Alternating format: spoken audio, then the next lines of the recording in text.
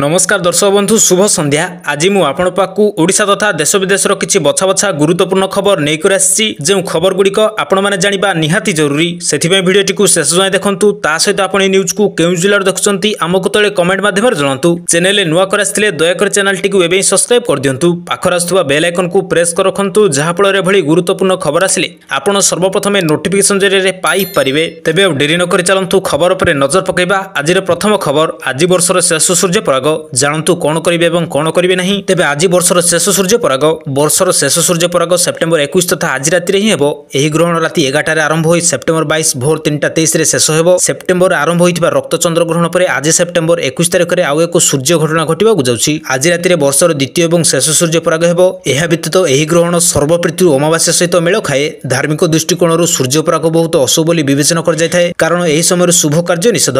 तथापि एही ग्रहण भारत दृश्यमान हेबो नहीं। तेबे सबठारु गुरुत्वपूर्ण कथा होची वर्षर द्वितीय एवं शेष सूर्य पराग आज भारत में दृश्यमान हेबो नहीं, बरं न्यूजीलैंड एवं ऑस्ट्रेलिया रे किछि अंश रे यह ग्रहण संपूर्ण दृश्यमान हेबो। तो चलंतु नजर पकेबा परवर्ती खबर पर। ब्रह्मपुर बदल में झारसुगुड़ा रे होई पारे प्रधानमंत्री नरेंद्र मोदी को कार्यक्रम। तेबे आसंता 27 तारिख रे प्रधानमंत्री नरेंद्र मोदी को ओडिशा गस्त बातिल होई पारे। खाली सेतिक नुहे बरं प्रधानमंत्री नरेंद्र मोदी को एही कार्यक्रम रे स्थान बदली पारे बोली चर्चा होउची। कुहा जाउची जे प्रधानमंत्री नरेंद्र मोदी झारसुगुड़ा रे अमूलीपाली पड़िया रे आयोजित हेबाकु थिबा कार्यक्रम रे जोग देबे, किंतु एने कोनोसी बीजेपी किंबा सरकारी स्तर रे कोनोसी स्पष्ट सूचना मिल पारि नहीं। तेबे आसंता 27 तारिख रे ब्रह्मपुर आछन्ते प्रधानमंत्री एने गतकाली पुलिस डीजी प्रस्तुतिर समीक्षा करथिले। एपटे लोकसभा भवन रे मुख्य शासन सचिव मध्य समीक्षा करथिले। तो चलंतु नजर पकेबा परवर्ती खबर पर। बंद थिबा 70 मद दुकान खोलिबो। 3 मद कारखाना 4टी नुआ टिपिकल मद दुकान खोलिबो। तेबे राज्य रे देशी और विदेशी मद दुकान को संपूर्ण बंद करिवार कोनोसी योजना नहीं। बंद थिबा 70टी मद दुकान खोलिया पई अबकारी विभाग पक्षर अनुमति नि जायछि। एथि सहित बालेश्वर रे सर्वाधिक 17टी, गंजाम रे 10टी, नयागढ़ रे 9टी, मयूरभंज रे 8टी, कटक रे 7टी और अन्य जिले में यह मद दुकान खोल सहित 4टी नुआ ठिपिखोला और 3टी मद दुकान कारखाना खोलिया विभाग पक्षर प्रस्ताव रही सूचना मिली। तो चलंतु नजर पकेबा परवर्ती खबर पर। बंगोपसागर सक्रिय घूर्णिबलय प्रभाव में आसंता 26 जाए प्रबल वर्षा। यही सब जिला को है हाई अलर्ट। तेज आसंता 25 तारिख बेलू पूर्व केन्द्रीय और उत्तर पश्चिम बंगोपसागर एक लघुचाप क्षेत्र सृष्टि होवार संभावना रही। बर्तमान बंगोपसागर एक घूर्णिबलय सक्रिय रही। प्रभाव आसंता 26 जाए राज्य में प्रबल वर्षा संभावना रही। आगामी 24 घंटा मध्य राज्य में प्राय सबु जिले में घड़घड़ी सहित वर्षा नहीं पाणीपाग पक्षर येलो वार्निंग जारी कर 25 तारिख बेलू पूर्व केन्द्रीय और उत्तर पश्चिम बंगोपसागर एक लघुचाप क्षेत्र सृष्टि होवार संभावना रही। बर्तमान बंगोपसागर एक घूर्णिबलय सक्रिय रही। आसंता 26 तारिख जाए राज्य में प्रबल वर्षा संभावना रही। तो चलंतु नजर पकेबा परवर्ती खबर पर। भुवनेश्वर पेट्रोल और डीजेल दर जानतु कौन रही आपंक सहर दाम।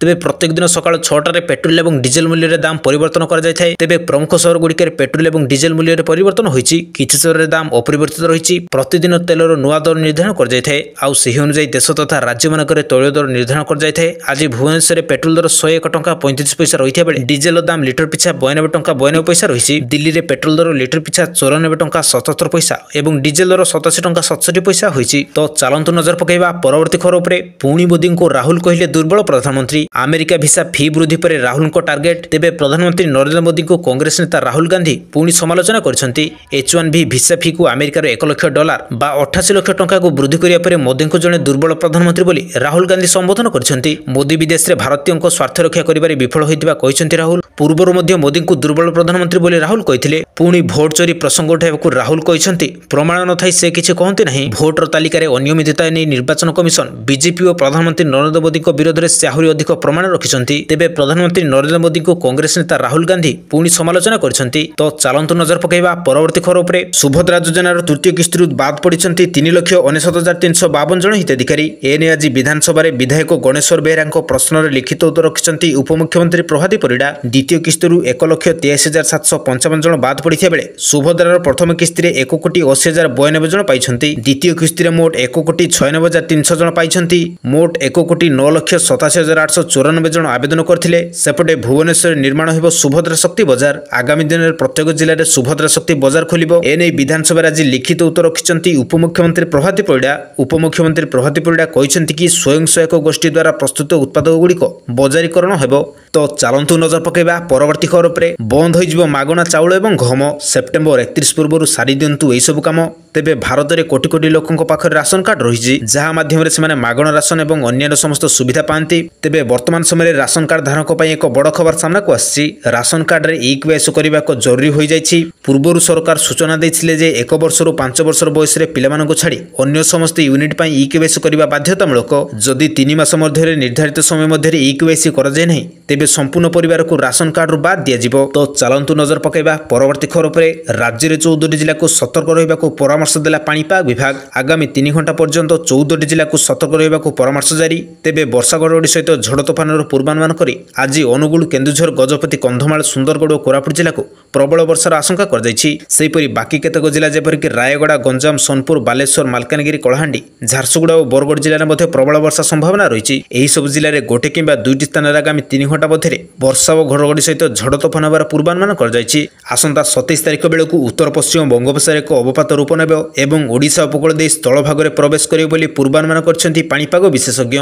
तो चलतु नजर पकेबा परवर्ती खबर उपरे। वार्षिक बजेट रे दिव्यांगों पई रहिबो 5% संरक्षण सरकार देले बड़ सूचना। तेबे दिव्यांगों पई सरकार बड़ पदक्षेप। भूमिहीन दिव्यांग को पक्का घर जोगाई देबे सरकार। दारिद्र्य दूरीकरण और जीवन जीविका योजना अधीन रे सरकारी विभाग निजर वार्षिक बजेट रे अति कम रे दिव्यांगों पई 5% संरक्षण रखिबे। राज्य रे 12,44,000 दिव्यांग रहिचन्ती। भूमिहीन दिव्यांग मानकु जमी जोगाइबे एवं बासहीन दिव्यांग मानकु पक्का घर निर्माण पई सरकार योजना करछन्ती। एने 41 विभाग को कार्यकारी करने को निर्देश दी जाइछि। तो चलतु नजर पकेबा परवर्ती खबर पर। आपणकर अछि कि जनधन अकाउंट तुरंत सारी दिंतु यही सब काम नचेत अकाउंट को आसबनी टंका।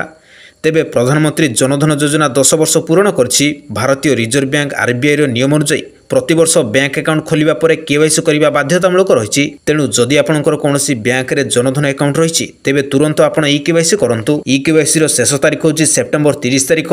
एहा नहले बैंक आपणक अकाउंट को बंद करि पारे। तेबे प्रधानमंत्री जनधन योजना 2014 मसीह आरंभ होइतिला। एहार उद्देश्य थिला आर्थिक दृष्टि दुर्बल व्यक्ति मानक पई बैंक अकाउंट खोलिबा एवं सेमानकु सरकारी योजनार लाभ जोगाइबा। एथिरे सहरांचल एवं ग्रामांचल उभय अंतर्भुक्त रहिसंती।